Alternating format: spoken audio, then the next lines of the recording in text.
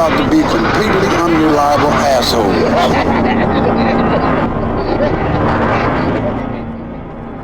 Tim. Oh, hey, Ryan. Oh, hi. Oh, hi. Oh. Didn't expect to see you there. Wow. Well, here I am. Great. And hello to you. Hello to everyone else who may be listening. Welcome to episode, would you believe it, 82 of Dismembering Horror, the podcast show where myself, that is me, Ryan McDuffie, and myself, Tim Aslin. That's it. You got it right. Yep. That's it. Timothy. I'm 82 for 82. Timothy Ryan Aslin. We got two Ryans between us here. It's true. Yes, Dismembering Horror. It's the podcast show where Tim and myself, we dismember a horror film every single week, every Thursday, straight from us to you. What does it mean, Tim, to dismember a horror film? Well, Ryan, we watch a movie in the horror genre, and then we talk about said movie in three ways. Well, lots of ways, but three specific ways. Sections, three sections. Yeah. What worked in that movie. Mm-hmm. For us. In our minds. Yeah. And hearts. Mm-hmm. And what didn't work in our minds and hearts. Mm-hmm. And then things of note. Yes. Which we found interesting or noteworthy in our minds and hearts. Yep. And we are, I'm a quester, I'm a searcher, I'm a completionist, and horror seems just tackleable enough to it's a genre I love, though I no way profess to be a expert. I guess I'm a fan, a buff, maybe not quite an aficionado. I don't know. We've talked about that before. What makes it hard to know. Aficionado or not. But I do feel like, hey, I wanted that excuse to see everything I haven't. So we're just here doing that too, which is why we're seeing a lot that maybe aren't like the super, super common ones, but are the ones that have either made lists or have been recommended or had some article written about it, including today's film, Alice, Sweet Alice, which I found it does have a Birth Movies Death article about it. So I'm guessing it showed up on a list from them, or maybe it was just the article I saw. But definitely, and it's an early kind of slasher film. Yeah. So maybe sort of showed up in a historical horror context as well. But anyways, we watched it, Alice, Sweet Alice. Boy, did we. And boy, are we going to talk about it.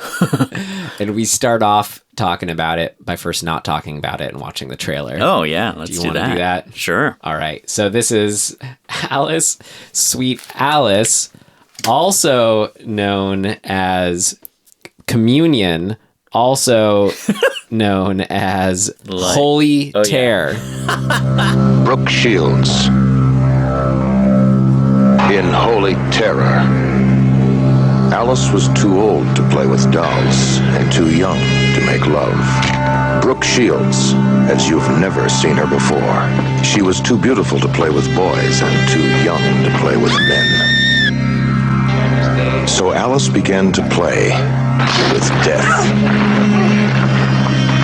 She's made a repeated request that the kid see a psychiatrist. She has a knack of making things look like accidents.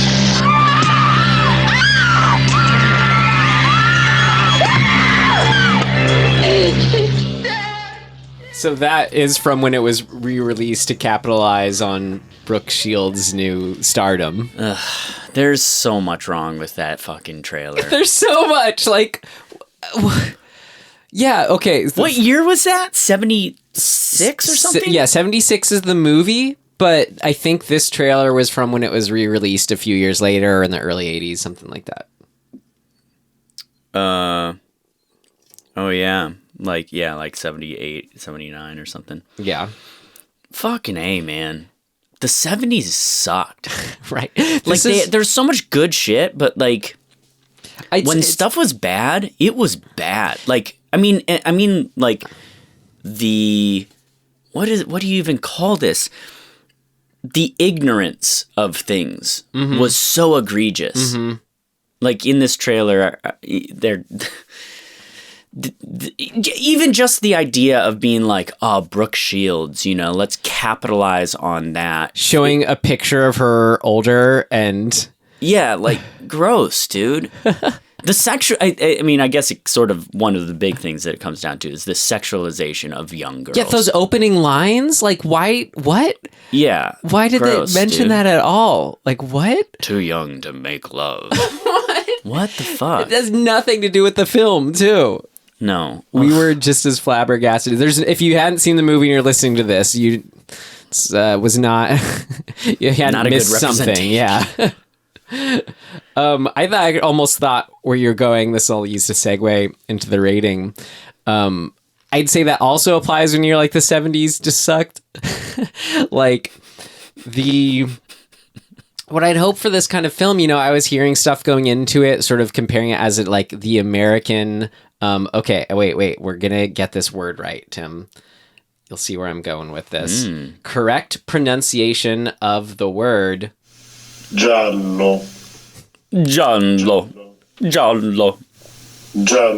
Okay. Remember, every Jello. time we've said the word giallo, I'm always like yellow, giallo, whatever, Yeah. giallo. Okay. So, okay, this has been said to be the American, like a comparison to like as if it was an American giallo film. That But and if you remember with our giallo films, it's usually like I'm bored with them, but the aesthetics or something is always I can respect it. I think there is cool. Like if you watch a super cut of them, I can get behind it. Right. I know, again, not popular or somewhat sacrilegious among horror fans. It's just how I feel about them in the end, though. This was like, I can see how the comparison, though, but for me exists, but not in a way that's behooving to it. Where because it's like, there's a knife and red blood. Well, that's like, to me, that's like the only comparison. No, for me, it's because it was like I was bored during it and not much happened. And the only good part was the kills.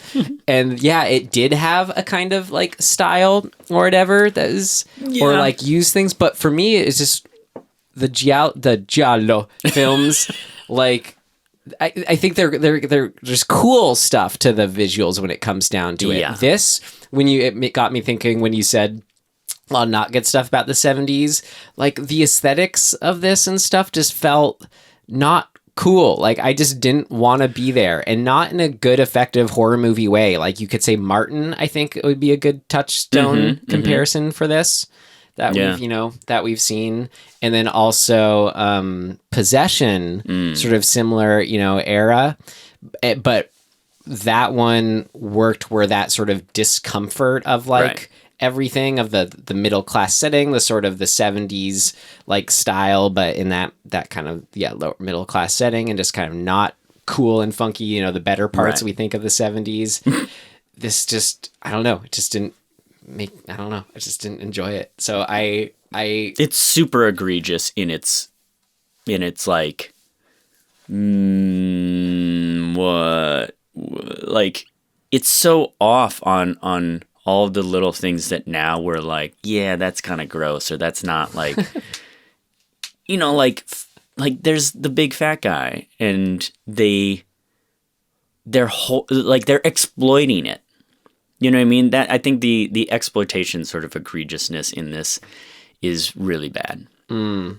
But I think we should break that down even further, because there's when works, because that's exactly what you want for a horror movie if it's used a certain way. But like so for the rating, oh yeah, that's what we're doing. Sort of all that I was kind of leading to say, like, bored during it. It was to the point where like kind of like the giallos too. I wanted to give it an avoid because I was just so bored. But like by the end, I'm like, okay, as someone who is like wants to see sort of stuff to have a knowledge of horror, blah blah blah.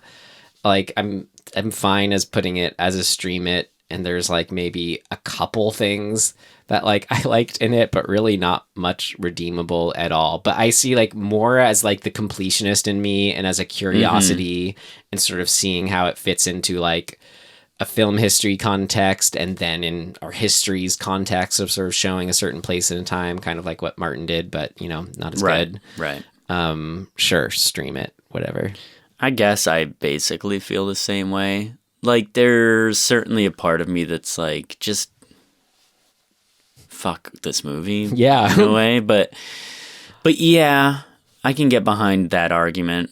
So sure, stream it. And then you can be disappointed. Right. Well, and That's how, I mean, I just feel super disappointed from all the times that I've been, heard about this movie and like, and people being like, oh yeah, it's Brooke Shields. It's like, no, she's not in it. She had the right idea. Get out of there in the first 12 minutes, right?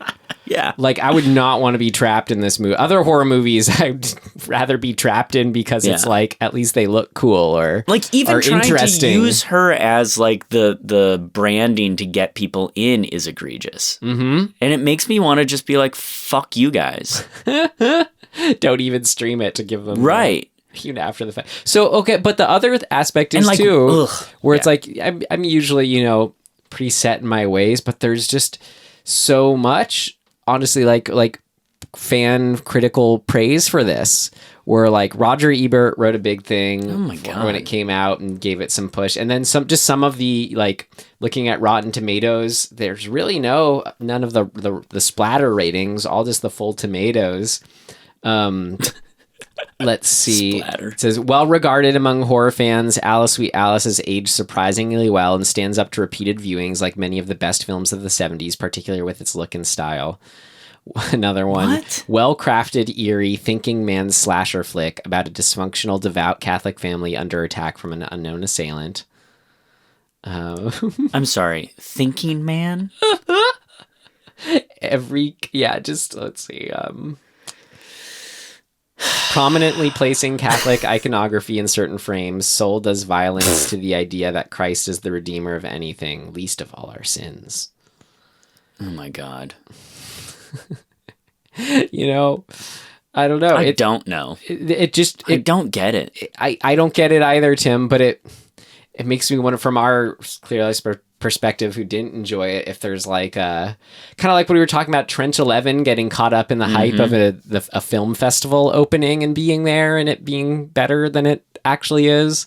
Like, I wonder if that just happened somehow. I mean, I just find it really offensive in a way as a director and like a lover of film that this movie is somehow promoted or like put up against movies like Psycho. I mean, their poster says Psycho, The Omen, Carrie, and now Communion. I mean, whatever, like, as far as you. a poster, because that's no, just... but I mean, I think that other people are equating it to those movies too in like these reviews and stuff. And I'm just like, right. You're insane.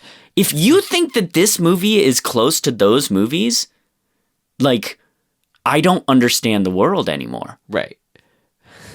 Like, they're not even fucking close. Well, I feel like that's a bit of a conflation as far as like the poster. Of course, it's like, all the posters that reference Jaws afterwards. It's not like what they're just doing a marketing thing. I know, but still. And then to say the flip side of people who are clearly enjoying it, I don't know if any of them are saying it's as good as those movies at all. So that's why I feel like that's a bit of a conflation. It is, but to say it's like a great, like, I don't know, unsung classic, blah, blah, blah, or stands up to repeated viewings, blah, blah, blah. Like, I don't see it. No. So let's summarize. Yeah. What even happened in this, Tim? Okay, so you've got two Catholic school kids. Alice, who's the older one, I'd say she's maybe 14-ish. Seemed even younger. I think they were. I 12. think they were 10 and 12. Okay, yeah, sure, I'll get behind that. Yeah. So her younger sister is named Karen. Alice and Karen. They got their communion. Yeah, they're getting. Yeah, well, Karen is getting ready for first communion. Presumably Alice has had hers already. And it's a big deal, whatever. But right off the bat, we see that Alice is a bit of a rabble-rouser. She's kind of flying off the handle and being just kind of a punk. Yeah, she's picking on Karen. Yeah. Saying, don't you tell Mom about this? Yeah, just being She's kind got of a weird little annoying kid. basement like altar thing with cockroaches. Yeah. She's a little antisocial. Let's call her. Yeah. All right. And they live with their mother, who is sort of a single mother. Dad's not really in the picture, but he comes back around. The Spagus family. Is that the last name? That's an odd last name, but great. And so what happens? Okay, so we are led to believe that Alice, being sort of a terror, she runs around with a weird mask sometimes, just being kind of a shitty kid. We're led to believe that at the First Communion, Alice has strangled and murdered her younger sister and put her into a little pew sort of storage. Well, as in, yeah, because someone wearing that costume that she does, the yellow rain slicker and mask, does that to her. So we see that murder, and then Alice, who was nowhere to be be shows up. And so, you think she did it. Great. That's and then, basically it. And then it's a mystery. Right. And then so they're all in an apartment, and someone else dies at the hands of this murderer. In the same outfit. And then eventually it's revealed to be this crazy devout religious woman who's just kind of there too. She's the caretaker of the fathers. Yeah. The priests or whatever who live in that church. And then how does it end? I don't know. It just ends. Yeah. The old lady who's the killer. Oh yeah, it's a big showdown in the church. The police show up, but too late. The priest is stabbed. They show up and they're there on time, and they just watch it go down. Because that's this whole movie. The father convinces them. Yeah, the whole movie. It's people just not acting like people. Yeah, sorry. Which again that's what we'll get into. Things that can work. It can. Mom and dad. Yeah. Yeah. So I think maybe that's what we should talk about a little bit. I kind of wonder if that's the key thing that people are responding to, that's like a symbolic representation of society at the time or something. I mean, more just like things that... Or the church. That can work and do work under other contexts, but just weren't as intentional here. Maybe. I don't know. But you look at he said his main influences, the filmmakers, was Don't Look Now and then Hitchcock. Right. And Don't Look Now, so just predicated on kind of like mood, but like good. Well done, I'd say. And like not much happening in a creeping sense. Yeah. But this is, since it's maybe structured as a slasher, it's different. I don't know. Anyway, just musings, even though this is our summary section as they come to me. I mean, I guess we should talk about what worked, but I think we should. It's going to be hard. But we got a mission to do here, Tim. All right, let's do it. What worked? What worked? What worked for you? What worked for you? It worked like a charm, Smith. What worked? What worked for you?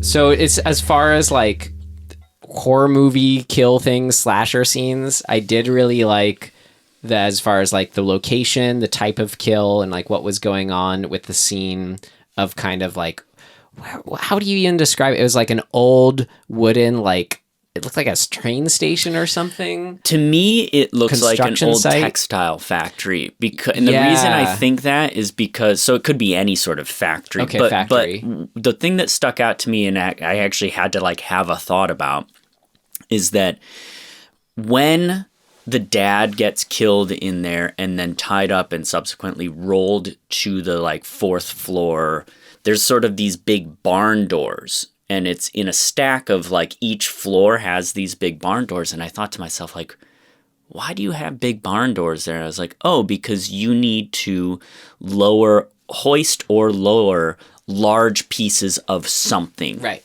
Whether it's furniture that's being made or machinery or whatever, in and out of these big barn doors. And I was like, oh, right, that was a thing. This is a factory that used to, maybe it was a mill factory that made machinery or something, right? Yeah, like yeah, whatever. yeah. And I was like, oh, cool, great. I have some context for like what this building But it was is. visually but it's abandoned. visually unique and interesting as a location. Totally. And that idea, I hadn't seen it before, and almost feel like I want to steal it for something else. But the idea of not just getting pushed off of something, but first being tied up, and then rolled. It really gives it a specific kind of horror and feeling. Somehow that's even worse, of the idea of falling to your death but not being able to move. Right, you're bound up. Yeah, it's really cool. Pretty cool.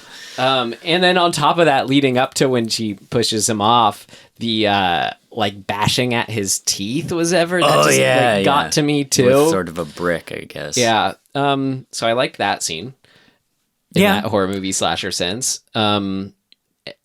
Yeah. Any other scenes that stood out? Because I like when Aunt Anne, I think that was her name, who's the worst person ever. I like when she gets stabbed. Like she gets stabbed in the like thigh, and then like on top of the foot. Yeah, that's a gnarly place to get stabbed. It's kind of cool how she then. The visual running out into the rain. Yeah, she pulls herself outside into the rain. And I was like, at first I was like, why the fuck would you do that? But it's like, you'd try to get out of there. Calling for help. Yeah. And I do like the aesthetic of that mask and the sort of, it's creepy. Mm-hmm. They're, how do we describe those masks? They're kind of translucent-ish. Transparent. Well, you can't see through them completely. That's what you said, kind of transparent. It's like where it's as if it's like frosted. Well, yeah, it's as if they take a clear mask, but then sort of paint, in a frosted way, over it a bit more of just kind of like a white skin, human skin over it. But it with has makeup patterns. Yeah, the makeup I think is part of what makes it super creepy. I've seen it in other stuff, it's a that style of mask is a thing. I will say I liked it in the context of the one shot another shot that I thought was cool in the movie, of where it's like they lift off the mask and there's another mask underneath it that's just creepy looking. That just gave me a kind of a disturbing shock, was a scary visual. That's really early on too. It's one of the first times Alice is being a kind of an asshole. To Karen. That was a neat moment. In that, I think in that same building. And so maybe we should presume that in that particular moment that wasn't Alice, that it was the old lady. Mm-hmm. I think one thing we kind of left out of the summary, I don't know. I think it's important to say this, but it ultimately I think is a thing that didn't work, but I think we need to say it just for context. The reason the older woman is committing these murders is because she thinks that Alice's mom is such a extreme sinner for having kids and being divorced and kind of having a borderline flirtatious relationship with the young priest in the church. Mm-hmm. It seems like her whole motivation for all these murders is simply that. You guys are sinners. Yeah. So just for context, that seems to be where the murderer is coming from. Yeah. Which, I'm always fun to play with, I guess. Yeah, if you actually play with it. Yeah. Anyway, so what else? Yeah, I think the general aesthetic of the sets I find interesting because it's just of a time and of a class. There's this thing of it made me think in the 70s and probably prior and maybe into the 80s a little bit, but I think this is more of a generational thing. When you went out as an adult, you had you dressed up. Well, what we considered dressing up. I don't think they considered it dressing up. That was just the clothes. Mm-hmm.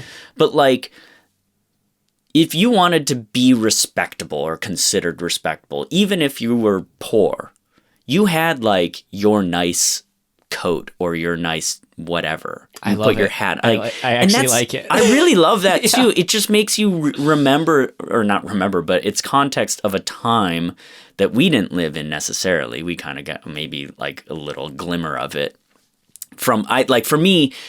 I saw that with my grandparents, right? Like Grandpa Chuck wore really, really pristine, like matching clothing. You know, like his polo shirts that were tucked into pants that matched, right? And like his nice jacket, like even like a windbreaker that he wore was like a nice windbreaker, like had some like styles, like it clearly was a thing. Yeah. And like, you know, my grandmother wore hats, like she had a pillbox hat, you know what I mean? Like she had that kind of shit. And like, same thing, the material of that era, a lot of wool, just it's cool. Mm-hmm. And seeing it in this world where it's like, I think that the putting up, the one thing that I do think is interesting about the movie and that may or may not have been intentional or it just sort of was of the time is that putting up the appearance versus the reality, right? And being a good Catholic versus whatever else, you know, these sort of things that are put up against each other and how we try to hide those things culturally. You know, like you don't want your daughter to be the one who's accused of something awful. And so you kind of try to hide it from the world or you try to fight against it, even though everything is pointed to the fact that Alice was the one who killed the kid, even though she wasn't, but everything's pointed to that. And so that thing of like false accusation and like the dad being like, I refuse to believe it. In a lot of other movies, that's the horror, right? Is that the person can't accept that their loved one was the culprit. In this one, he's actually fucking right, which take that for what it's worth. But like it is playing off of that theme of, you know, your willingness to believe or get on board with something horrible and how you respond to it. Are you going to hide it? Are you going to sweep it under the rug? Are you going to ignore it? Like, where do you land in that? And I like that stuff. I think it's cool. Like the church is notorious. We've talked about this a couple times now for this thing, right? Like you say you're one thing and you're doing another thing. That's the fucking opposite. So like that's thematically that stuff I'm cool with. It's not hammered in a what I would consider an artistic way in this movie, but it is there. It exists. And that's cool. Something to latch on to. Yeah, a little bit. Well, can you guess what my favorite aspect of this film was, hands down? You know it, Tim. So, the neighbor. The landlord. Landlord, neighbor, manager. You know his name? No. Mr. Alphonzo. Oh, right. Does that ring a bell? So, not to jump ahead with what didn't work, but to give context to how and why this did as like an aside. Yeah. So if as I kind of already said, like the aesthetics of it all, the setting and stuff was just not, I was just not into it. It wasn't cool like a low movie. No, it was not cool. It wasn't, nor was it appropriately affecting in the like horror movie way of being disturbed about being there and like, you know, in the possession kind of way. Or even like, possession's probably the best example. Yeah.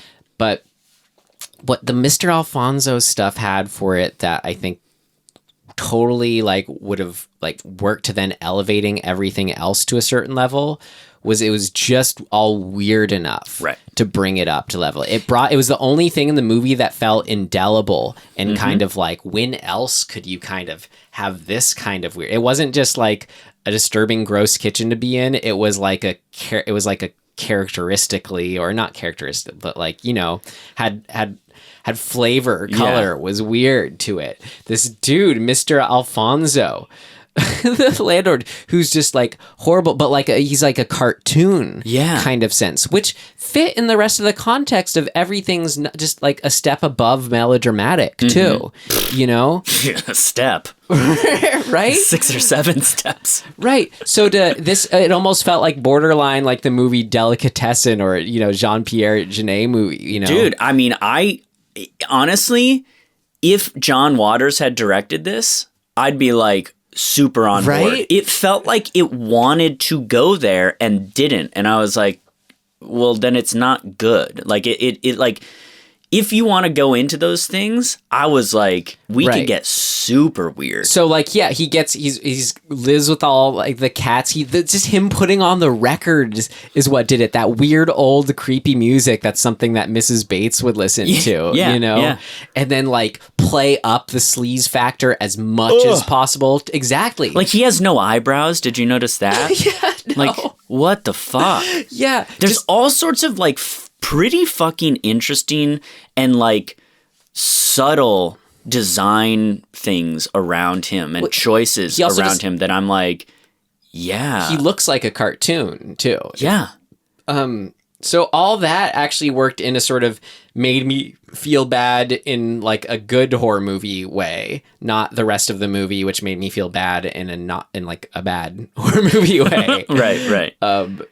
I mean, her putting cockroaches on him and him freaking out. Just I really wanted them to go in his mouth. They didn't have the budget for that. But yeah, his whole place, putting on the music, like gold. I think that was the kind of the shining light out of this, where something clicked in all of his scenes for me. You know, when he dies too, the effect is really good because he gets stabbed right in the chest and the stomach, and it's such a simple device, but like the mechanism of showing that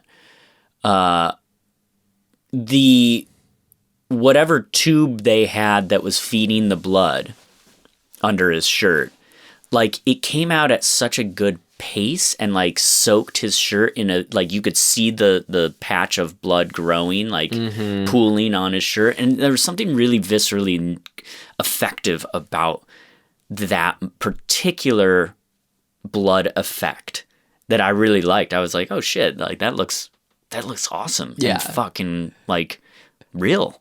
Right. I like it. Kind of reminded me too, like in that fun way. Imagine if in Willard, we had seen him aging and only getting worse, where it's like you see then their sort of kid-like qualities are even brought to the forefront anymore. Or not kid-like, but like just I love that kind of, you know, character where he's like, oh, my cats, and like weird with his eating his food and just kind of fans himself. Right. You know, that kind of really heightened way. But at the same time, he's like utterly despicable how he like treats the tenants, the girls, everything.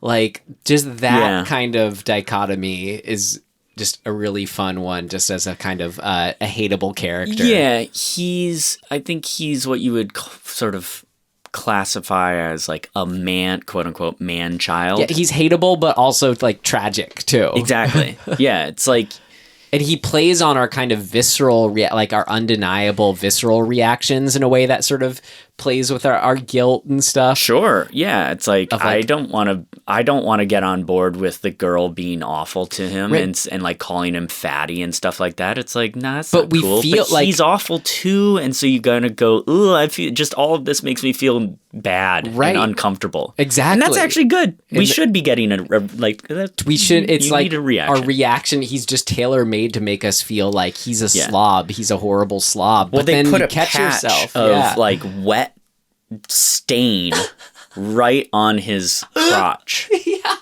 And like logically speaking, it's sort of, you're like, yeah, I guess I kind of get it, right? Because if you are that large and you can't sort of you lean up against stuff, that's the place that is gonna be leaning the most, right? Like if you're in the kitchen, you're leaning up against the counter. I feel like he that's where you get a stain. Himself though. So that to me, I was like, it made me wonder where we're at. I was like, are we at he just pisses himself, or are we at I'm gonna make a logical justification for this? I think stain? that guy might just let it go every once in a while. It's definitely man. struck me that way. Yeah. Something out of like a Rob Zombie movie too. Yeah, These exactly. extreme characters. So, cool. Great job. And fun to kind of like every time we went to his place, that was the only time the movie like really perked up for me was a kill scene or a Mr. Alphonzo scene. Yeah, and him kind of shuffling around and being a weirdo is just looking through the peephole. Yeah, looking out the window. Like he's just a sort of he's a presence, I guess. Yeah, totally. I don't know if I can say I think this worked insofar as it was upsetting and sort of effective, but when Alice grabs the kitten to get away from Alphonso, I was shocked, like genuinely shocked, because I would actually like to go rewatch that moment. It felt like they just were like, yeah, just grab that cat, like grab that real kitten by the throat violently and strangle it, because there's no cut. Well, I think there is a cut after she grabs it and shoves it in his face, but it looks real. And I was like not okay with it. I didn't have my bearings in that moment, and nor did I want to confirm it. And then she like throws it down. I was just like, at the point of this movie of me being like, I kind of don't trust the filmmaker. You know what I mean? At this point, this is pretty far into the movie, and I kind of I think I had given up on hoping that there was something good in there. My instinct was they don't care, and they probably did just grab a fucking kitten and throw it down. That it wasn't a stuffed kitten. That's a bad place to be, right? But the effect was pretty intense, and if it was fake, if it was a stuffed thing, it worked for me because it felt fucking really real. I don't want to know. Okay, I won't tell you when I go down that rabbit hole. There was a shot toward the end of the movie in the church and the big showdown or whatever that I thought was cool, and that's all I have. I would say that filmmaking wise, there was some effective usage of the wide camera lens, right? They use it a lot, and they get in people's faces, which distorts people's faces. So if you're going for that, make us on edge and feel uncomfortable and feel like we're kind of in an unreality, great. That's a good way to go about it, and so I'll give them that. I'll give the filmmaker that. Choice was working. And then my last one is sort of like, I'll do what you do. It sort of leads into what didn't work as well. But the over-the-topness of performance works for me on a certain level, where I'm like, everybody's just flipping out. And when everybody's flipping out, we watched something recently where we were thinking the same thing, where everybody, Martyrs, right? Like the whole movie, everybody's just fucking on 11 the whole time. It's just like, nonstop. And there's a little bit of that in this movie where, like, in particular, the aunt and the mom, and Alice in a way, and Karen while she's still alive, everybody's just on fucking high freak out. You get it though because of the situation. Exactly. But so what I think is working is the dedication to going into that realm as an actor and just being like full force. We're just fucking yelling. So that's consistency worked. Yes, it did. So let's do things that did not work. What did you say? Things that did not work. It's not ready yet. Seems to work okay. No, something important's missing. What did not work? Having said what I just said, it doesn't work if the rest of the movie isn't sort of supporting it. right? It becomes melodrama. And I think the perfect sort of example of this is when we get to the hospital after Aunt Anne has been stabbed and she's, turning away from her sister and then she's like calling, she's like, I need Jim. Jim! I need Jim! And it's just like, then I was like, we're really in a fucking different movie suddenly. Like, these actors are not in the movie that is being portrayed. In particular, this woman. That was the moment where I was like, this woman feels like this character belongs in a John Waters movie, and it will work for sure in that. It doesn't work in this movie because we're trying too hard to kind of live in some sort of real world, and nobody fucking acts like that. Nobody. I mean, I know lots of dramatic people in real life. They don't act like that. And then when Jim comes in, he's being an overactor too. It made me feel like those actors thought they were in a different movie. Like that they were told that they were in a different movie. Or they're just bad. Mm-hmm. And that's what they think good acting is. So whatever it is, it doesn't fucking work. Like, it just made me go, what the fuck is going on? It's probably just in the script. It is borderline laughable, but not in a way that you enjoy. So how do you do that well, as far as being in such an extreme situation where the little girl was just murdered, you don't know who it is, there's a murderer on the loose, stresses are high, the world is all to shit. How do you show that? I think you have to get back into how human beings show. Well, so humans tend not to behaviorally want to show their emotion. Like we try to hide our emotions. And so for me as a director talking to the actors in this scene, I would encourage them to get into an emotional state of heightened emotional state, being upset and feeling this thing, but remembering that this is your sister that you're about to accuse her daughter of attacking you. And that is the worst thing for you to have to do. That's an emotionally upsetting thing for any person to have to cop to and be like, I'm about to tell my sister that I think her daughter just tried to kill me. And the implications of what that will do to somebody I love. I don't want to say that, but I'm going to have to. So to me, the good performance comes out of an ability to try to keep the emotion in, and it's pushing back at that. And that creates really interesting nuance because we don't want to cry in real life. Yeah. We don't. You see it all the time.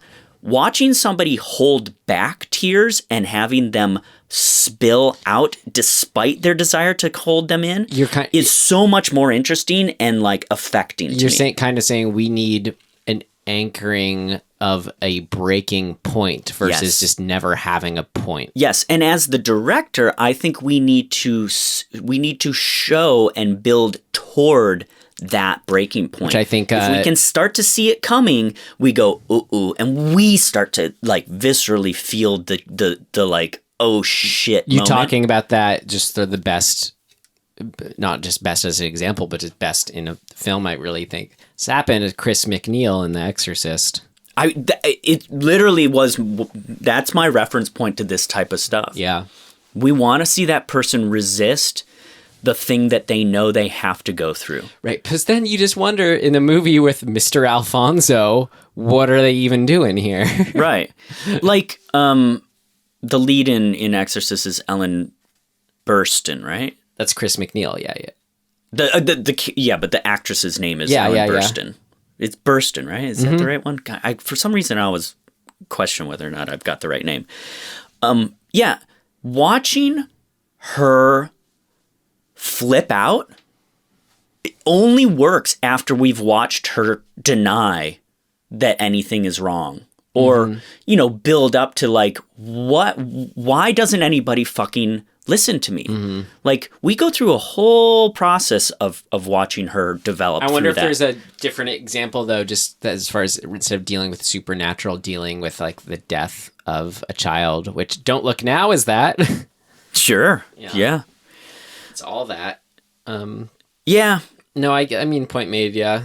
So, you can get to the over-the-top yelling.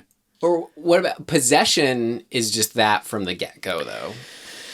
But I feel that's used as a tool. But it's also the world of possession. It is from the get-go, right? This is not. This is like, hey, we're going to go, we sit down to a dinner and Alice has a little bit of a like, tantrum. And we're living in too close of a real world. Possession is we're just in the shit from the get-go. Yes. Exactly. And then we're okay with it. We're like, fuck, I guess that's where we're living. Let's see where this goes. Oh, there's a blob monster in the corner.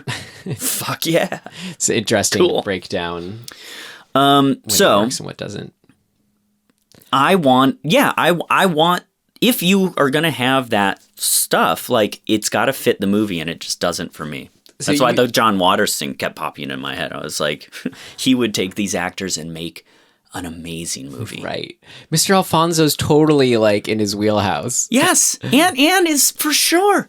Even Jim, Anne's husband, is so odd. Yeah. I'm like, fuck, like, put them all in a movie together. One of those other nuns, too. The round glasses. Yeah. She's just like, they're just really interesting characters, but they don't pay off in this.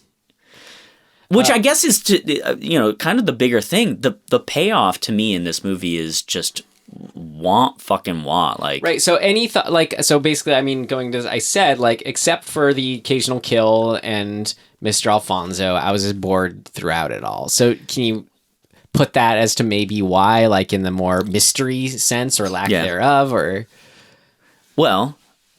let's story. Let's take another slasher, a semi-modern slasher of Scream, right? So the structure is something happens, somebody killed somebody, or there's a killer on the loose.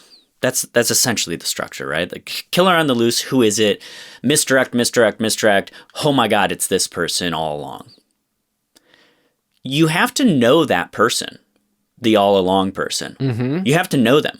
Like, you have to know them almost right away. Which, like, Opera did so well, too. Definitely, right? We meet the lady, what is Mrs. Tredoni. Thank you. We meet Mrs. Tredoni with zero context. The first time we meet her, Alice goes into the kitchen and scares her. She's washing the floor. That was her. I honestly didn't even realize who she was. I know. It took me a while to backtrack and go, have we met her at all? Yeah. Yes, we meet her in one very brief instance where Alice scares her wearing the mask. But we don't get any further context to her or her feelings about that moment, which,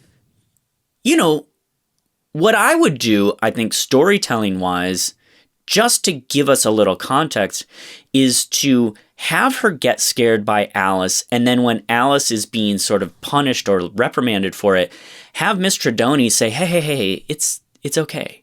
Like, kids are kids. Whatever. Give us a little bit of her character and use that as a tool to kind of give us a question. Like, we won't necessarily think that she's the murderer, but we will, once we find out she's the murderer, have a little more context as to where she was coming from and why, like, what type of person she is. If she's a psychopath, the psychopath is going to, in the moment, say everything's fine and then harbor. Right. And I'll always say too, like, it's not necessarily that is how to do it right in the most, like, typical way of, like, the whodunit slasher, which that's just a baseline this does resemble. But this was just so muddled about this film is you could also say, okay, we want to have it, so for some reason it works, it plugs in, it's true to the movie to have the murderer be just a random person. Like there is, that can be, I'm just saying there's always options, and ways to make those options work. But it just felt like that was all, no, that for what this was trying to be, it was like you needing to do what you said. But I just always want to offer that's, the opposite is that's not necessarily means it's a hard and set rule, but it depends on sort of what your goals are, how it's fitting into the bigger picture. If it was somehow thematically had to do with, tying into how it just ended up being this one person we overlooked and it doesn't actually matter, or you could tie it in some other way. Totally. It was this one person because that one key or something. I don't know.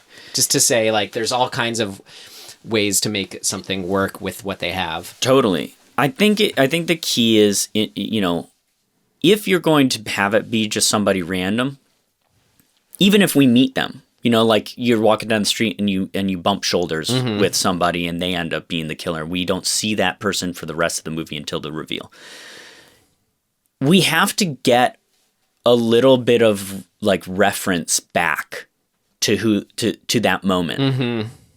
Just in the reveal, we have to sort of go the aha, because like you said, you didn't even fucking remember that we had met her. There's no aha, right? It was just like, okay, it's this old lady who works at the church, but why is she doing it? And it took a bit of like head scratching to only when she yelled out those lines like, you're a sinner. Okay. But like, wouldn't it even be more effective and more horrific that her whole reason for doing all of this is because Alice scared her that one time? Yeah. Like, that'd be fun. Let's see her lose her shit over that. Horrible child. Right. Like, she can say it's endemic of all of the sins of the world, but your kid scaring me was the last straw. Mm-hmm.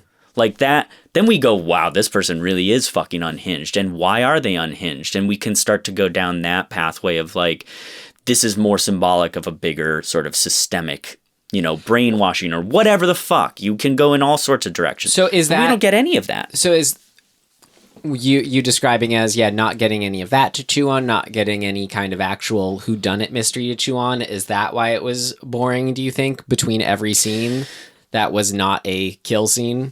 I think part of why it's boring is that the attempted misdirect that Alice is the killer and the challenges, the inner family challenges that are going on just don't matter. Right. They don't mean anything. What were the meat and bones to the actual scenes of the movie? Like the mom. We don't even really get to know the mom. Like, let's watch the movie through her eyes. Her fucking kid just died and her other kid is being accused of it. Like, let's get on board with her. She's kind of she's a weird non-entity because she vacillates between kind of just existing and then like yelling. Mm-hmm. And we're like, but I don't really know where you're coming from. And then she has the weird, her husband comes back and he's with a new wife, but like, they make out for a second, they get a little couch time, and then couch time gets shut down. Mm-hmm. I still don't know her at all. I feel like I knew the dad a little bit more because he actually had an opinion. The mom doesn't seem to have an opinion. She's just kind of reacting to stuff. I mean, yeah, and that doesn't, we can't plug into that. Like, we're just sort of floating around. You're right. Yeah, we never have, like, kind of like you're saying earlier, as far as being able to buy into where they're coming from. There's no interesting, psychologies or thought processes for us to identify with. We aren't trying to figure this out with them at any point of how to react or what to do or blah, blah, blah. Yeah, like, who's the protagonist in this movie? Right. Is it the mom?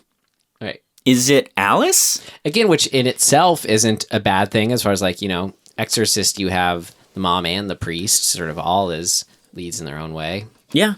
Yeah, but you really understand they're foils for each other, right? Like they're in it together and they're going through their own, their two trajectories are like train tracks next to each other, right? And then they keep fucking diverging and crossing. Mm-hmm. And those divergences and crosses lead them to progress as characters. And that's important. And the story to move somewhere too. Right. Well, also it's just sort of like another kill happens. It's not like we get any kind of evolution in what the killer could be or I don't know. It's learning about the killer and I don't know. There's nobody tracking the kills. Yeah. There's no sort of I guess the dad. No, not even really. Like he's the one who's like keeping it sort of going. The Scream comparison, there's no Dewey. Yeah. No, exactly. There's nobody going, hang on. Like, what the fuck is going on? And here's a clue, and maybe we should follow up on that or whatever. I mean, you have those detectives, but they're farting around. Yeah, what the fuck are they doing? I don't know. Well, the other thing in regards to this sort of plottingness is this lame attempt at like still making Alice out to be some sort of psychotic little kid. It's so fucking muddy. I mean, she keeps cockroaches in jars. She's definitely fucked up. Like they have a doctor literally say, I'm sorry, I don't mean to say fucked up, but she's going through some shit. Right. A doctor says she's probably schizophrenic. She was being abusive toward our little sister. Right? And the dad and the mom are sort of like, yeah, we're going to keep you in here in this institution, but then just kidding, we're not. Yeah, well, at a certain point, she just kind of disappeared from the movie. Right. And then there's all this fucking weirdness about like, oh, she just got her first menstruation, so that there's some sort of implication to that. It's like, what the fuck are we talking about? Right. I mean, are we just, if it's shining a light on the stupidity of society and how they assign meaning to certain things of like how young women like what they're going through as they grow up, sure, but like it's so clunky. If that's the attempt, it's a very clunky attempt. Yeah. What it feels more like is the filmmakers are just falling in line with the stupidity of society's, lame definitions of like, oh, young girls are crazy when they go through menstruation for the first time. Well, what the fuck? Okay. No, they're not. But what a lame idea. Get with it. Yeah. So that whole trajectory of Alice is, if you want to use her as a misdirect, you can't also have her be evil. Mm-hmm. It's like then it's like, well, then just have her be the killer the whole time. Right.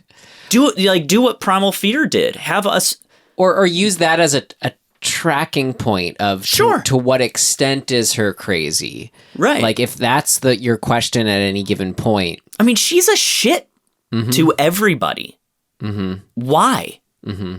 We never find out. Is it because are we supposed to believe it's because her parents split up? A reveal of, or that sort of question of her motivation could be tied into like a twist of it not being her or a turn of it not being her. But it's just kind of nothing's there. They just decided, hey, you know what was cool is in The Omen when like kids who are going crazy, like crazy kids. Let's just have her be the crazy kid.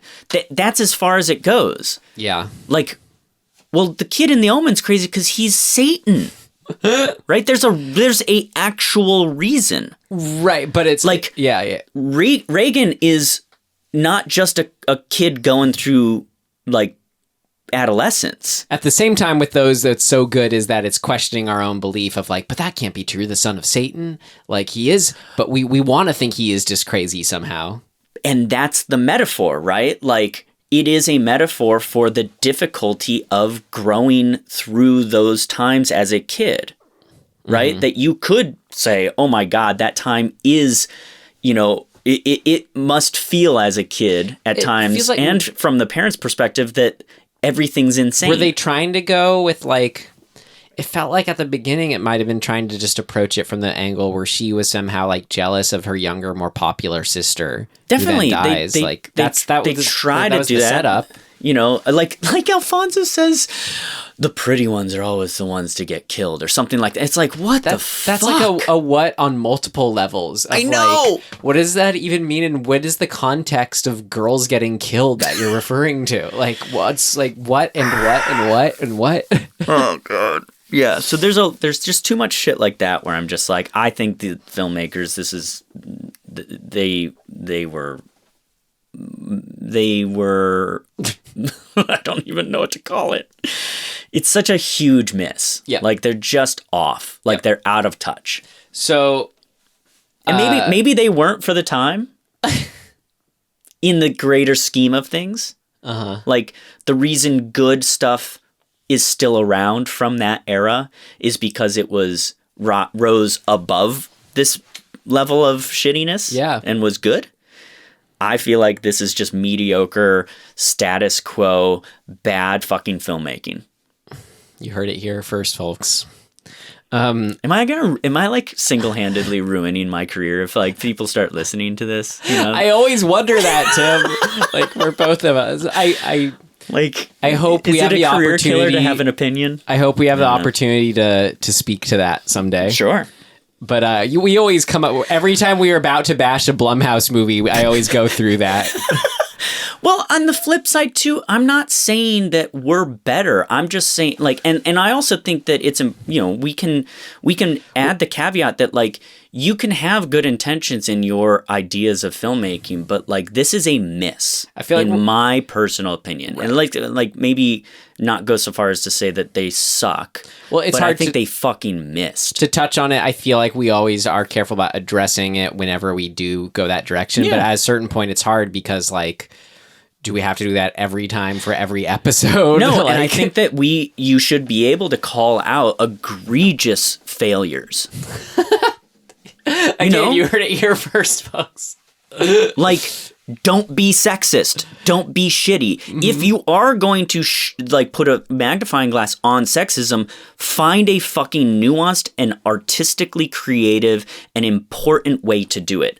Don't just fucking go, yeah. Mm-hmm. Like, that's not okay. Mm-hmm. Like, I don't know. Personally, I think you have a responsibility as a filmmaker to rise above that and not just fucking fall in line with a bunch of bullshit that's, you know, it's going to be there forever.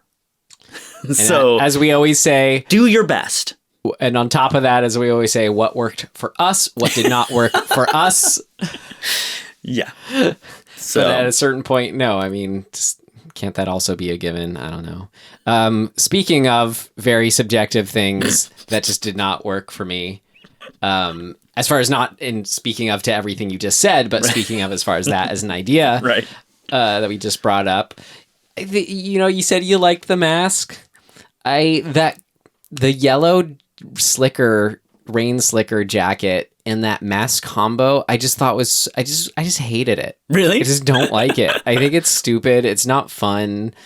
It's not, I don't know. I really have this is super subjective. Like, I think it's totally fair. A visual of a horror movie villain, like even in the giallo movies, I thought were so cool, and a lot of the visuals, even if I was bored during them too. This one, I'm just like, I don't never put that on a. I don't know. I'm glad that's not a Halloween costume people wear. Oh my God.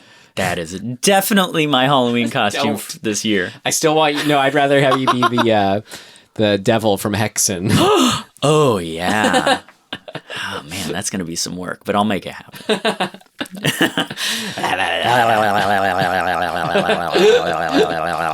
I'm just standing in people's windows. No. How fast do you think I'll get arrested? Not very, considering on Halloween. Yeah. Well, let's see how close I could put my toe up to that line. I mean, we just don't do the yellow range. It's just stupid. Yeah. That mask, like what? Well, I think actually I will push back a little bit on the mask, and for this reason, which is a reason you brought up in the past of me having this reaction. I think, are done with that mask because we've seen that mask a bunch. I haven't seen it a bunch. Oh, really? Oh, I feel like I've seen a bunch. And I could see it being just sort of like a roll your eyes. Like, mine was like, I'm glad I haven't seen this more. You just simply don't like it. I just don't think it's... Fair enough. I don't think it strikes the right kind of discomfort like masks do. The rain slicker. This is this kind of unpleasant yellow, but not unpleasant in like a scary way or like unpleasant in a horror movie way, but just kind of like lame. I don't know. As you might say, it just felt lame. Yep. I don't know. Fair enough. What else? Anything else? Those are it, man. Yeah. Oh, I have one more. This really just stuck out so much to me. And I'm sure there's other examples in the movie, but this was really, really apparent. There's a scene where the dad, Don, I think is his name. Mm-hmm. He goes to the police office. He goes into the office to talk to the detectives, right? And it's first just him and one other detective, and they're chatting in the room. And then the third detective comes in. The camera angles and the eye lines in that scene are fucking nuts. They are so all over the place. Oh, yeah, I kind of remember that. The geography of where they put cameras and where people are looking, and then like the lack of wide angles to give you context of where people are in the room is so fucked up, and like it is complete nonsense. So I don't know if they filmed, like, because it's almost all singles, it feels like they filmed it at totally different times and forgot where they were originally, or they had to, it just was a fucking mess. And it really was a moment where I was like, I'm out. I'm just out. If you can't fucking be bothered to have a little bit of continuity in a very simple 3-person scene in one room, then fuck you. Like, you're just fucking off. You're not even trying. It's basics. What if it was intentional to be disturbing? If it was intentional, it means nothing. So it's intentionally meaningless. Great. Why do it in this very basic exposition scene? Yeah. Yeah. So I'm no joke. At one point, they give you I think it was like sort of it was an angled kind of 2-shot where you see both detectives in the shot. So presumably it's sort of the father's point of view. One detective is sitting facing the dad, and the other detective is at the door, which would be, oh my God, it's impossible to describe, but kind of at a right angle. And they cut to, I guess, what would be the detective at the door's POV of his partner sitting, who was facing the dad. If this isn't confusing for everybody, then I'm failing, because it should be. That partner's eye line is then completely to his right, instead of kind of what it should be is 1 o'clock for his, from his angle. He should be looking at 1 o'clock. Point taken, Tim. We got it. Holy fucking shit. And then they reverse, and it's backwards. It's all over the place, and it's annoying. So there you go.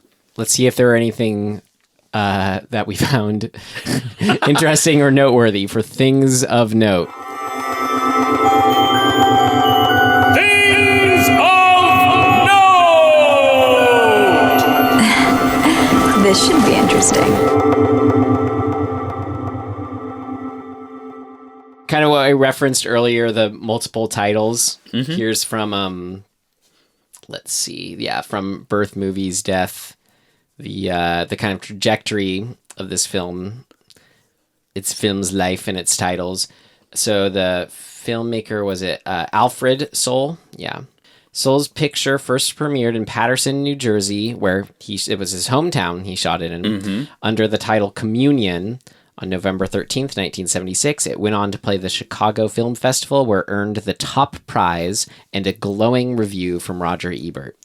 Communion then floundered commercially, only to be re-released by Allied Artists in 1978 under a new title, Alice Sweet Alice, as an attempt to cash in on the success of Brooke Shields' Pretty Baby.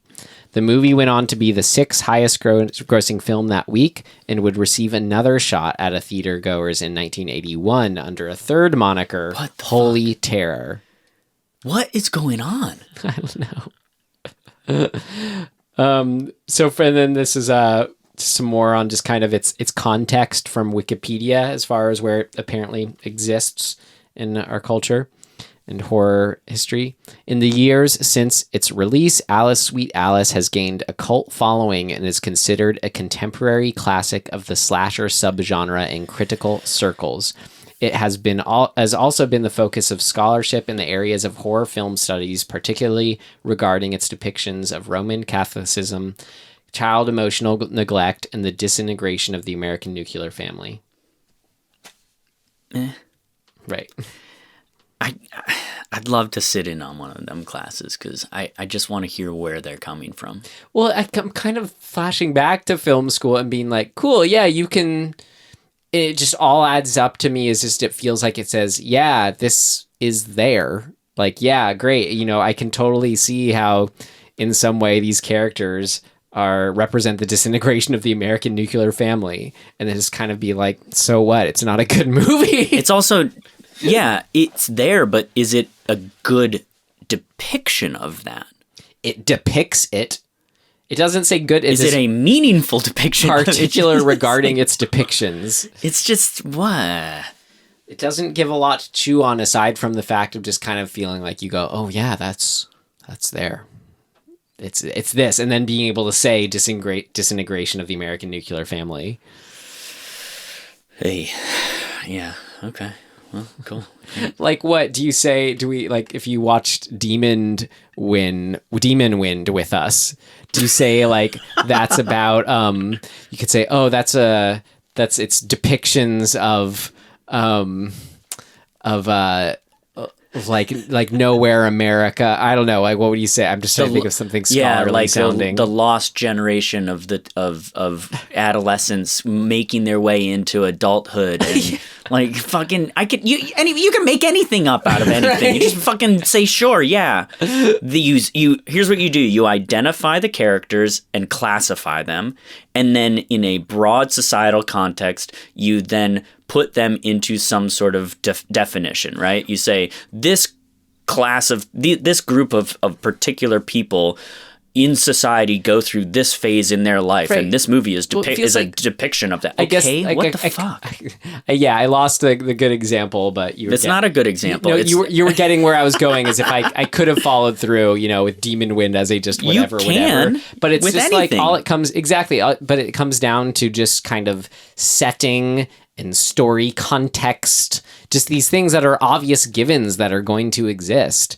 But unlike, I'd say, Martin, which again is very similar in just kind of its 70s setting, that actually gave us a lot to chew on in how it thematically played with these ideas. Yeah. Yeah, it's weird, but, So there is a difference between doing it well and not. Yeah.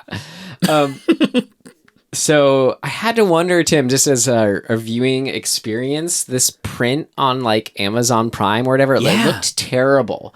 Like, it was awful. The visual quality of it. Yeah, exactly. Just awful. But like, look at some of these stills from the Blu-ray release that I think were more indicative of the trailer that came out. It looks like a world of difference. Yeah, and much nicer. I just gotta wonder, like, on some level, does that affect how we're watching it? Because I remember when we first turned it on, and we were just kind of like, "Oh, this is like a gross piece of trash thing," It felt like really low end, made for TV. Yeah, like the quality just felt bad. But maybe it's just set a bad precedent. Yeah, going in. just to put that idea out there. Sometimes that can do more than we realize. Yeah. One other thing of note for me was, in the weirdest way, I felt like I recognized everybody in this movie. You dreamed this movie? Oh, no. Yeah, you thought you had seen this film. Well, that whole thing, I don't think it's the one I'm thinking of. So, for context for you guys, like, there's a movie that I watched with my parents when I was probably like 12 or 13 or something like that. And I don't remember really any of it other than my parents being like, or probably my dad in particular being like, oh, this is a classic thriller. And I have this sort of vague memory at the end that somebody gets killed with an axe and that there's like a mask, maybe it's a paper mache mask. I thought because this movie has the mask and like from the poster, I was thinking, oh, maybe this is that movie. Or maybe it's like a porcelain mask or something. Maybe it gets broken somehow, but I'm pretty sure the person dies with an axe. And the image that I have in my head is of a doorway, kind of like in an entryway, a doorway that leads into blackness, and the mask and maybe the axe or one or the other falling to the ground in the entryway from the darkness. I have no fucking idea what movie this is from, but I thought this might be it. So I was waiting for that image to appear and it didn't. So it's not this movie. Maybe if somebody knows what movie it is, they can fucking tell me so we can watch it. Why was I telling you that story? That's what I'm wondering. So the familiarity, the familiarity thing, I thought was going to be that everybody looked familiar because I had seen it before. That is not the case. And then so I started looking up the actors. They are not from anything that I've seen. Like almost none of these actors really had they weren't in things that I've seen. Have you been to Paterson, New Jersey? I don't think so. You said when watching it, you're like, I've been in this house before. I know it felt like it. I don't know. There's some weird familiarity with this movie. But the mom, Catherine, her name's Linda Miller. I looked her up. I've never seen anything she's been in. Did you arrive at any conclusion what you might have been? I don't know. Okay. I don't. I don't have a fucking idea. Interesting. This movie, maybe you have seen it before. Maybe. Maybe. I don't think so. Maybe you're someone in this film. It may just be that, sometimes, do you ever have this? Sometimes you have days where everything seems familiar. It feels a little deja vu-y. Mm-hmm. It kind of had that. Mm-hmm. But, maybe that's just because I didn't sleep well the night before. Mm-hmm. I don't know. I want to say something else, but I won't till later.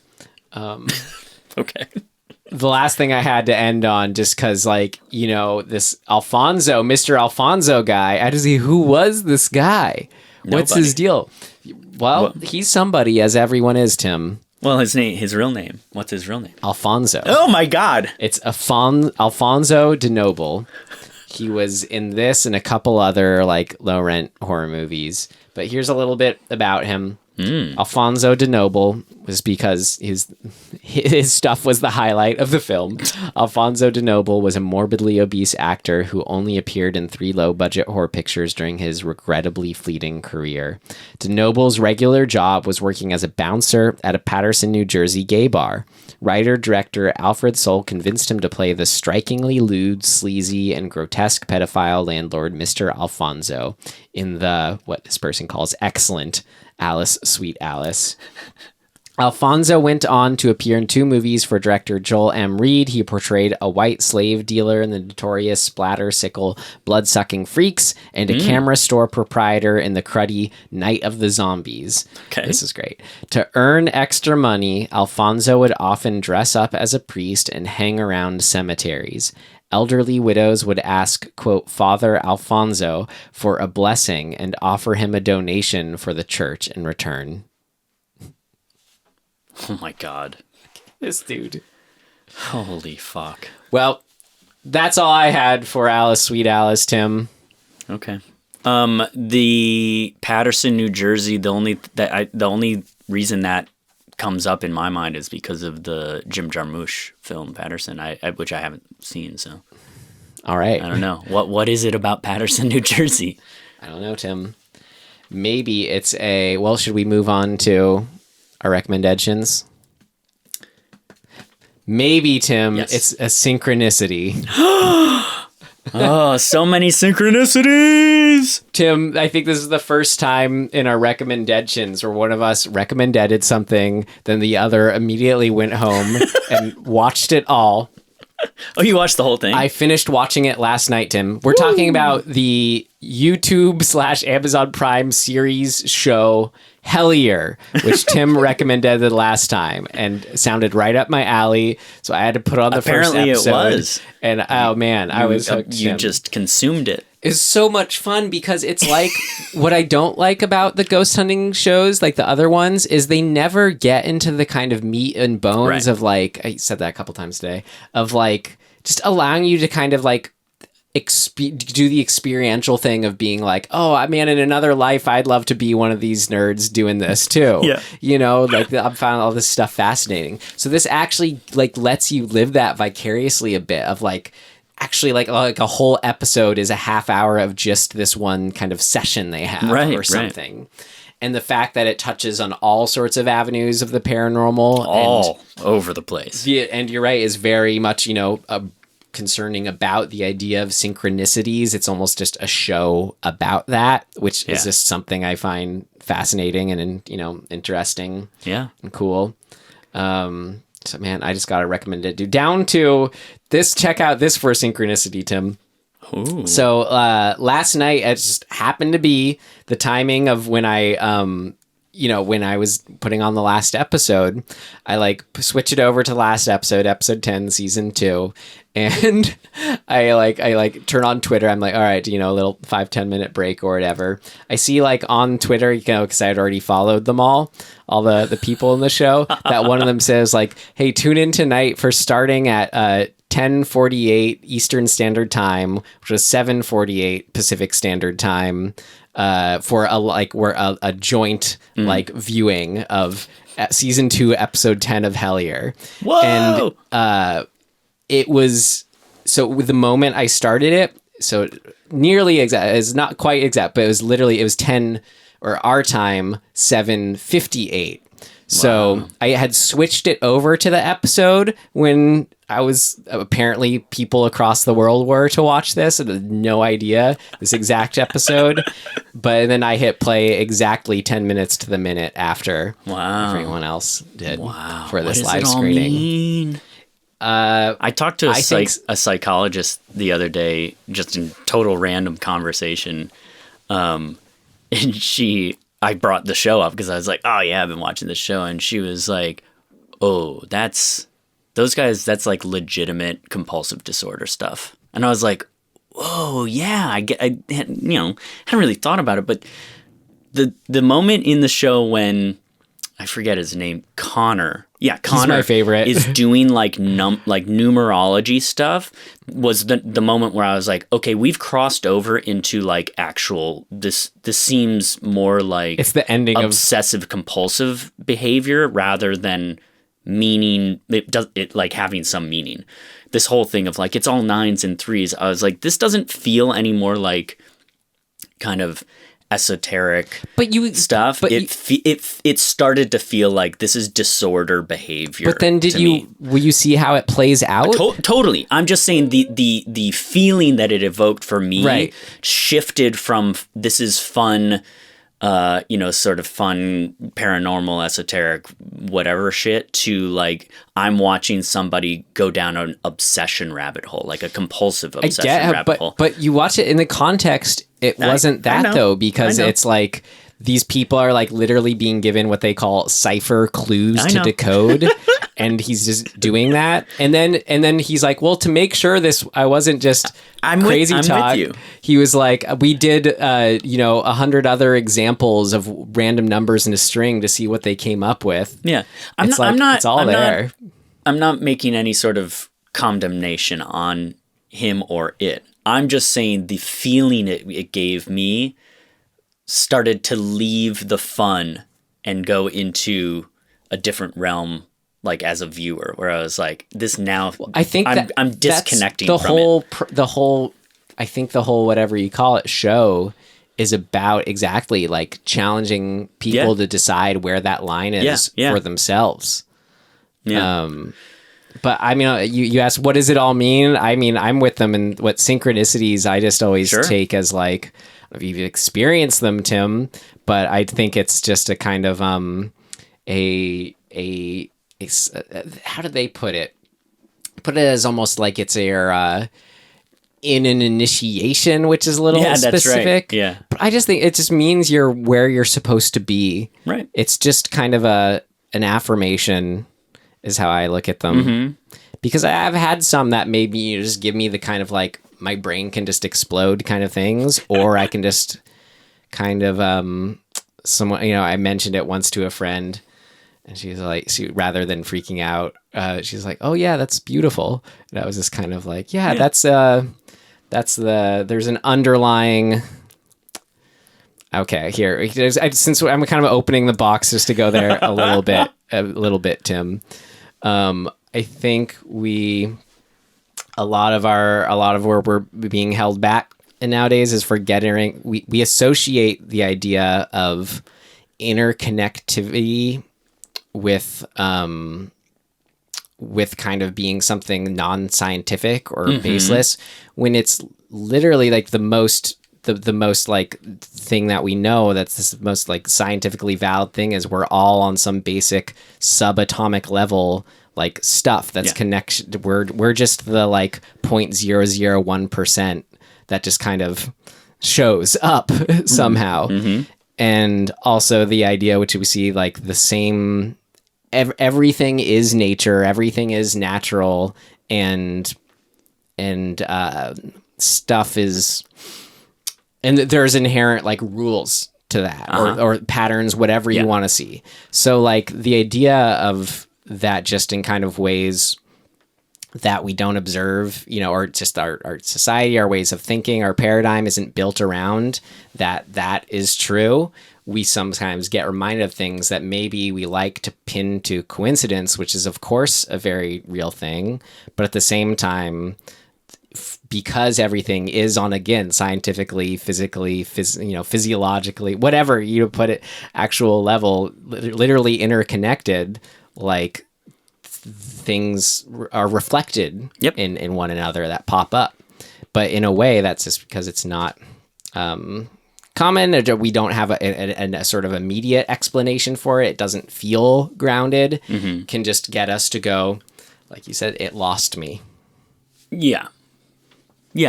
But I'm, of course, we're, very open-minded. We're all sort of living in we're combating a lot of the programming culturally, saying nah, it's all bullshit. Which I've never there's I've never connected with. I'm always the questioner. That stuff's out there. I'm always the skeptic. Right. Believe it or not, that's the skeptic in the sense that Tim and I choose to define it. You're skeptic. You're skeptical towards everything. So is that your recommendation? That's my You're recommendation. You're doubling down on Hellier? I haven't watched anything else either. Yeah, right. That's pretty fucking good. So I enjoyed it that much. And then as you'd say too, it's just cool. It's just fun. Yeah. Like learning about all these little lores. Ingrid Cold, by the way, Tim. Indrid Cold. Yeah. IC9339. Wait, is I the third? Wait, it's what? The ninth letter. It's the ninth letter. Which is and C is. I get you. I'm with you. It's how you do 9 that. and 3. Oh fuck! Thing. It's all 9 and 3. That's great. I'm glad you liked it. Thanks for the recommendation. It's fun. It's like you become. Like it's just fucking learning about, I don't know, just getting to know them all though. Oh yeah, that's totally Greg. It's like it's silly, but it's fun. Yep. So mine is the show called You, which is a Netflix show. I had avoided mostly because I had just sort of heard, it's a show about a guy who stalks a girl. And I just was like, I just don't really feel like getting into a show about a guy stalking a girl. It feels kind of like meh. And then a few people were like, no, it's really good. You should watch it. You'll like it. And so I turned on the first episode, and it is really fucking good. It's less. I mean, I was worried that it was going to be problematic in sort of, in a weird way, promoting or like potentially inadvertently promoting bad male behavior. And maybe I'm falling into that trap by enjoying it, but maybe that's important because, the show is inside the stalker's head, and he's definitely fucked up. And so it actually kind of makes you, in a weird way, it made me at least feel he's so charming and he's so kind of like easy to get on board with, that what it ends up doing, at least for me, is it's like it gives you kind of a context as to how we as people fall into bad, like fall for bad people, and like because we get fooled by them. And a lot of the time, they don't know what they're doing is bad because they're fucked up too. Like they had fucked up lives, and their bad decisions are driven by the experience that they had. And so it's sort of looking at all of that stuff, all cased in a really compelling, basically romance show. So it's got all these weird kind of fucking things going on that end up being really fun to experience and to think about because they're complicated. Mm-hmm. And also it's funny in a weird way, but it's dark funny in a way that I really like, where you're like, this is fucked up. Mm-hmm. This is super fucked up, and I almost can't do anything but laugh because if I don't laugh at it, it's too dark. There's a couple episodes that the behavior of characters is so like infuriating, but you're like, but that's what people do in real life, and that's why it's infuriating. So it's really fucking good. Yeah. I'm pleasantly surprised. I got through the first season. There's 2 on Netflix, and I just started the second season. Called YOU? Yes, yesterday, yeah. So yeah, You. TV show? Yep. Cool. Well, Tim. There you go. Next for our show, Dismembering Horror, is our next week's movie. Yep. I pulled Alice, Sweet Alice, right? You pulled Alice, Sweet Alice, which means It's my turn to pull. But Tim, next episode is episode 83. Do you remember what we said we would do for episode 83? No. Are we going to go see a movie? No. Otherwise, we'd be ringing the bell. We already have a film that we pulled. Yes! That we pulled from the hat. Why did we choose 83? Because I just recommended it, and you said, yeah, sounds good. Just arbitrarily. Because we were like, we got to do it. What if you had recommended it for 93? Well, close. Almost. Yeah. Okay, cool. Yeah. What is 10 it? away. I was 10 minutes away. No, yeah, we had already pulled from the hat. It just wasn't available yet. One Cut of the Dead. Awesome. Japanese zombie found footage film that was a lot of people's favorites from 2019. Cool. So we're excited to finally watch it. Awesome. So, and then it'll be my turn to pull one of these last ones. Fair enough. For episode 84. So if you haven't seen One Cut of the Dead, get into it. Yeah, get into it. Check it out. Watch it with us. In the meantime, you can find us at dismemberinghorror.com. We post some things on our Instagram here and there, some stills and stuff like that. You can email us at dismemberinghorror@gmail.uk. No. Oh, no. CA. No. .com. Biz? No. .biz.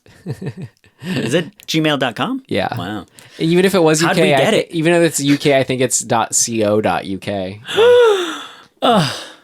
Well, I guess it's not that. No, dismemberinghorror@gmail.com. Well, whether you watched or did not watch Alice, Sweet Alice, we mean it. Thank you so much for listening. And we will see you next time. Goodbye.